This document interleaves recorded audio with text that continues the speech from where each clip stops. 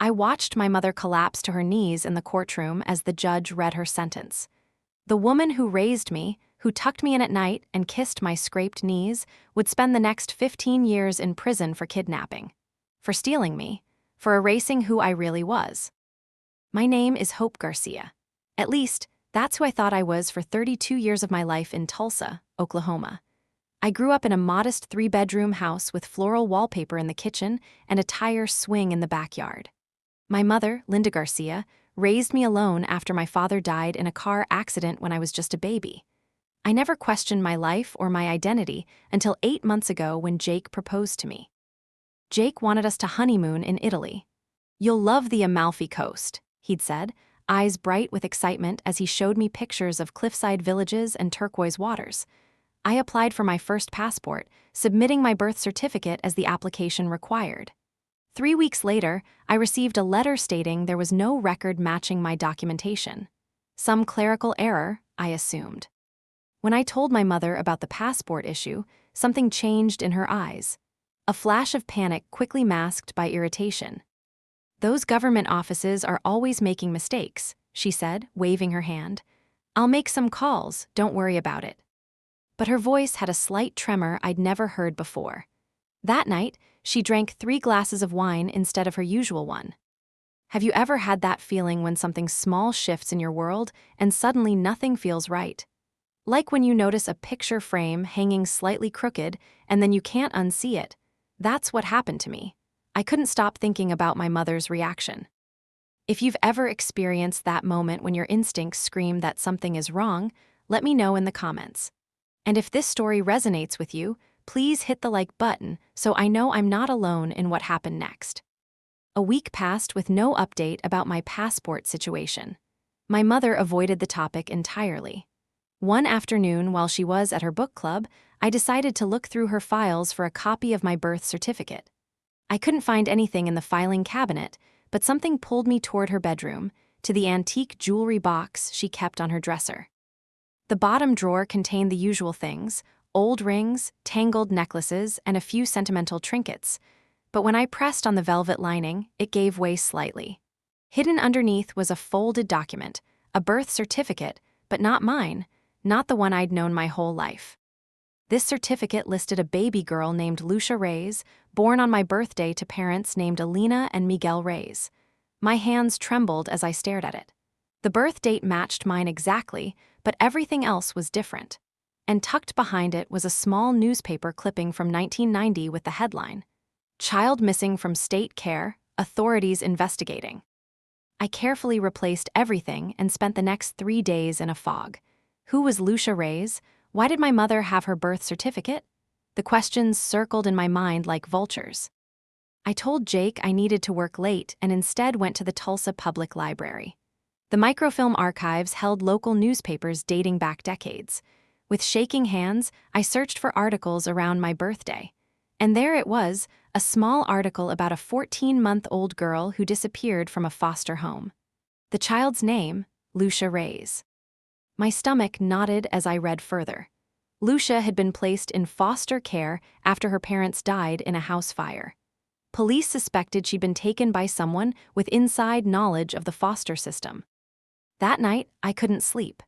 I created a private email account and contacted the Oklahoma Department of Human Services, claiming to be researching cold cases for a school project.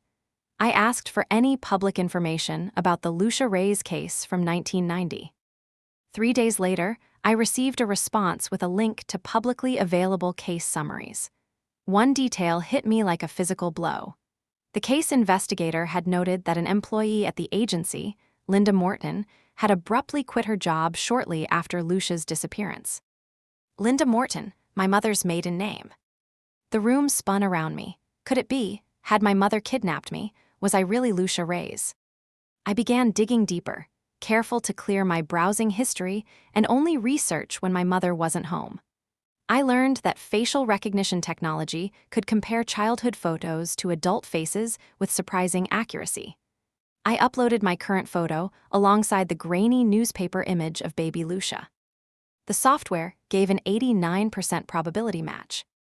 I felt like I was living in 2 realities. In one, I was Hope Garcia, a dental hygienist, engaged to Jake, planning a wedding and honeymoon. In the other, I was Lucia Reyes, a kidnapped child with a stolen identity and a life built on lies. When my mother suggested we look into getting my birth certificate fixed through a local records office where her friend worked, something in me hardened. This wasn't a clerical error. This was a cover-up. I needed to be strategic. I couldn't confront her yet, not without proof that would stand up in court, because if what I suspected was true, this wasn't just about me anymore.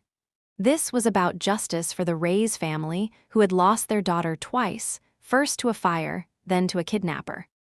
I contacted a private investigator named Marlene Davis, paying in cash and meeting in a coffee shop 2 towns over.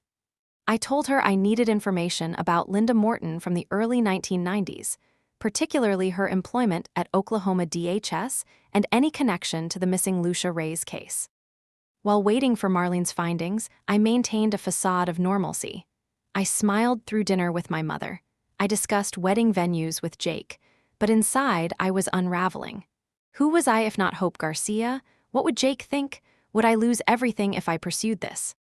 2 weeks later, Marlene called with her first discovery. Linda Morton did work at Oklahoma DHS from 1988 to 1990 as an administrative assistant in the foster care division. She had access to case files, including placement information for children in the system. My hands trembled as I gripped the phone. "There's more," Marlene continued. Linda had a daughter named Sarah who died of SIDS 3 months before Lucia Reyes disappeared. Sarah would have been about the same age as Lucia. The revelation hit me like a thunderbolt. My mother had lost a child and then replaced her with me. I asked Marlene to dig deeper into the Reyes family. Who were these people who might have been my real parents? What happened to them? Meanwhile, I made an excuse to get a sample of my mother's DNA, collecting strands of hair from her brush, and my own for a home testing kit. I needed biological proof that we weren't related. The results arrived while my mother was at work. We shared 0% DNA. She wasn't my biological mother. That night, I stared at her across the dinner table, this stranger who had raised me. This woman who had stolen me, who had meticulously constructed a life and identity for me based on a foundation of lies. I watched her pour gravy over her mashed potatoes, talking about her coworker's retirement party, and felt a cold detachment I'd never experienced before. "Mom," I said suddenly, interrupting her story, "did you ever think about adopting after Dad died?" She froze momentarily, fork halfway to her mouth. "What? Why would you ask that?" "Just curious. You were a single mom, must have been hard." She relaxed slightly. "It was hard enough raising one child. Besides, I had you. You were all I needed." All she needed was to replace the daughter she lost. A week later, Marlene provided a breakthrough. She tracked down a former social worker named Gloria Jimenez who had worked directly with the Reyes case. Gloria had retired years ago but still lived in Oklahoma City. I drove there the next day, telling my mother I was meeting a vendor for wedding flowers. Gloria was in her 70s now, with silver hair and kind eyes that widened with shock when I introduced myself. "You look just like Alina," she whispered, studying my face. "Those same eyes." My heart raced. "Alina Reyes, you knew her." Gloria nodded slowly. "I was assigned to Lucia's case after the fire. Alina and Miguel were good people, immigrants from Mexico who worked hard for a better life. The fire was electrical, faulty wiring in their apartment building. 8 people died that night. And Lucia, I went into foster care." "There were no relatives in the U.S. to take you," Gloria confirmed. "You were placed with a good family while we tried to locate extended family in Mexico. Then you vanished." Gloria's eyes filled with tears. I always suspected it was an inside job. Some files went missing around the same time. There was an investigation, but it went cold. I never forgot, though. I kept a copy of your file. She disappeared into a back room and returned with a manila folder. Inside was a complete copy of Lucia Reyes' case file, including photos of my biological parents, medical records, and birth certificate. "I shouldn't give you this," Gloria said, "but I've prayed for this day for 30 years. I stared at the photos of Alina and Miguel Reyes. I had Alina's eyes and Miguel's smile. For the first time in my life, I saw myself reflected in other faces. "There's something else you should know," Gloria said hesitantly. "Your parents had family in Guadalajara. Grandparents, aunts, uncles, cousins. We were contacting them when you disappeared." My breath caught. They might still be alive. "It's possible. Your maternal grandmother was quite young when you were born." I had family, real family. People who shared my blood, my history, my true identity. But first, I needed to deal with the woman who had stolen me. As I drove home, a plan began forming in my mind. I couldn't just go to the police without ensuring the case would stick. Linda, I couldn't think of her as my mother anymore, had covered her tracks for decades. I needed irrefutable evidence. The next day brought another shock. Marlene called to tell me she discovered something disturbing in Linda's past. Before Oklahoma, Linda lived in Missouri. She worked at a daycare center that was investigated after allegations that she had become too attached to certain children, even telling one parent that their child preferred her. She was asked to leave. This wasn't an impulsive crime. This was a pattern of behavior. I decided to search our house while Linda was at her weekly card game. In the attic, behind old Christmas decorations, I found a locked metal box. I took it to a locksmith, claiming I'd lost the key to my own storage box. Inside were newspaper clippings about Sarah's death, a lock of baby hair, and a journal. Linda's journal from 1990. The entries after Sarah's death were disturbing: rage, despair, and then fixation on the Mexican baby in foster care who reminded her of Sarah. The final entry before a 3-month gap simply read, "God has shown me the way. He's giving me another chance to be a mother." When the writing resumed, it detailed our new life in Tulsa as Linda and Hope Garcia. She'd created false documents, dyed my dark hair blonde until I was old enough to question it, and constructed an elaborate backstory about my father who never existed. I photographed everything, then returned the box to its hiding place. I now had what I needed, but I felt hollow inside. This woman had erased Lucia Reyes so completely that not even I remembered her. I almost called Jake a dozen times, wanting to tell him everything. But how could I explain that the woman he knew as my mother was a criminal, that I wasn't even the person he thought he was marrying? Instead, I reached out to Gloria Jimenez again. "I need to know if my grandparents are still alive," I told her. "Can you help me find them?" Gloria connected me with a contact in Mexican social services. 3 days later, I learned that my maternal grandmother, Constanza Reyes, was still alive at 78. She lived in Guadalajara with my aunt, my mother's sister. They had never stopped wondering what happened to baby Lucia. The final piece fell into place when Marlene uncovered records showing that Linda had legally changed both our names after moving to Tulsa. She'd used forged documents to establish our new identities as Linda and Hope Garcia. The paper trail was thin but traceable, if you knew where to look. Armed with this evidence, I went to the FBI. Kidnapping is a federal crime, and the statute of limitations doesn't apply. I met with an agent named Diana Chen, who listened to my story with increasing alarm. "We'll need to verify everything," she warned me. "This will be a difficult case to prove after so many years." "I have DNA tests, the original case files, Linda's journal, and documentation of her name change," I said, "and I'm willing to testify." Agent Chen nodded. "We'll move carefully. If Linda suspects anything, she might flee." For the next month, I lived a double life. I helped the FBI build their case while pretending everything was normal at home. I postponed wedding plans, telling Jake I needed time to deal with family issues. It wasn't a lie. The day they arrested Linda, I made sure I was at work. I couldn't bear to see her face when they took her away. Agent Chen called me afterward. "She didn't seem surprised," she said, "almost like she'd been waiting for this day." When I finally visited Linda in detention, her eyes were hollow. "How long have you known?" she asked. "Long enough," I replied. "Why did you do it?" She looked at me with a mixture of defiance and desperation. "They were going to send you to Mexico, to people who couldn't give you what I could. After Sarah died, I had nothing. You had no one. It made sense." "I had family," I said quietly. "Grandparents, aunts, cousins, they searched for me for years." Something flickered in her eyes, not remorse, but annoyance at being contradicted. "I gave you a good life." "You gave me a lie." As I stood to leave, she called after me, "You'll always be hope to me, my hope." I turned back. "My name is Lucia Reyes." After Linda's arrest, my world exploded. Local news covered the story. Woman arrested for 1990 kidnapping of foster child. I had to tell Jake everything. To his credit, he listened without interrupting, then held me while I cried. "I don't know who I am anymore," I sobbed. "You're the same person you've always been," he said. "Your name and history might change, but your heart is the same." I wished I could believe him. The FBI helped me contact my grandmother in Mexico. Our first video call was overwhelming. Constanza Reyes wept when she saw my face.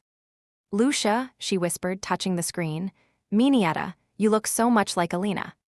We spoke through an interpreter, and I learned about my parents, how my father had been a talented guitarist, how my mother loved to paint, how they'd moved to America with dreams of opening a restaurant. I saw photos of cousins I'd never met, heard stories of the family I'd been robbed of knowing. "We never stopped looking," my grandmother told me. "Every year on your birthday, we light a candle and pray for you." 31 candles, 31 years of hope. Linda's case moved quickly due to the overwhelming evidence. She accepted a plea deal rather than face trial. 15 years for kidnapping, fraud, and identity theft. The prosecutor told me it was a good outcome. Many kidnapping cases from decades ago are impossible to prove. But as the court date for her sentencing approached, I felt increasingly unsettled. Linda would be punished by the justice system, but what about my punishment? I'd lost my entire heritage, my language, my culture, and my true family. How could any prison sentence make up for that? That's when I decided legal justice wasn't enough. I wanted the world to know what she'd done. I wanted to reclaim my identity publicly and completely. I contacted a journalist who specialized in true crime stories, offering an exclusive interview about my case. The story would run the day of Linda's sentencing, maximum impact. I also reached out to advocacy groups for missing children, arranging to tell my story at their fundraising events. But most importantly, I made arrangements to visit Mexico, to meet my family, to learn Spanish, to discover who Lucia Reyes was meant to be. The day of Linda's sentencing arrived. The courtroom was packed with reporters, thanks to my behind-the-scenes work with the journalist. Linda looked small and old in her orange jumpsuit, nothing like the mother who had commanded my childhood with quiet authority. Before the judge announced her sentence, I was allowed to make a victim impact statement. I stood at the podium, feeling the weight of two families, the one I'd lost and the one I'd never known. "My name is Lucia Elena Reyes," I began, my voice steady. 31 years ago, this woman stole me from foster care after my parents died. She erased my identity, my culture, and my connection to my surviving family. She told me my father died in a car accident. He actually died trying to save my mother from a fire. She dyed my hair, changed my name, and moved us to a new city where no one knew us. I looked directly at Linda. For years, I thought my birth certificate problem was a clerical error, but the only error was thinking you could get away with this forever. I detailed the evidence I'd uncovered, my journey to the truth, and the family waiting for me in Mexico. I spoke about identity and loss, about the birthday candles my grandmother lit each year. "Next week, I'll celebrate my birthday with my grandmother for the first time in 31 years, I said. "I'll hear stories about my parents in the language I should have grown up speaking. I'll see my mother's paintings and hear recordings of my father's guitar. Linda Garcia stole my past, but she doesn't get to steal my future." As I finished speaking, I noticed something in Linda's expression finally crack. Not just fear of punishment, but perhaps the first real understanding of what she had taken from me, from my family, from herself. The judge sentenced her to 15 years in federal prison with no possibility of parole for at least 10 years. As the guards led her away, Linda looked back at me one last time. I didn't look away. I wanted her to see me, really see me, as Lucia Reyes, not as the replacement daughter she had created. 2 days later, I boarded a plane to Guadalajara with Jake beside me, holding my hand as we took off. The in-depth news article about my case had just been published, and my phone was flooded with messages of support. I had also received letters from 3 other families with children who had gone missing around the same time, wondering if Linda might have been involved. I forwarded their information to Agent Chen. My case might help others find answers. My grandmother was waiting at the airport, surrounded by aunts, uncles, and cousins holding signs with Bienvenida Lucia written in bright colors. When I stepped into her arms, something locked into place inside me. A sense of belonging I hadn't known was missing. Over the next 2 weeks, I was immersed in the family I should have had. I saw my mother's artwork hanging in my grandmother's home. I heard recordings of my father playing guitar at family gatherings. I learned that my name, Lucia, had been my great-grandmother's name. I visited my parents' graves, now marked with a small stone angel.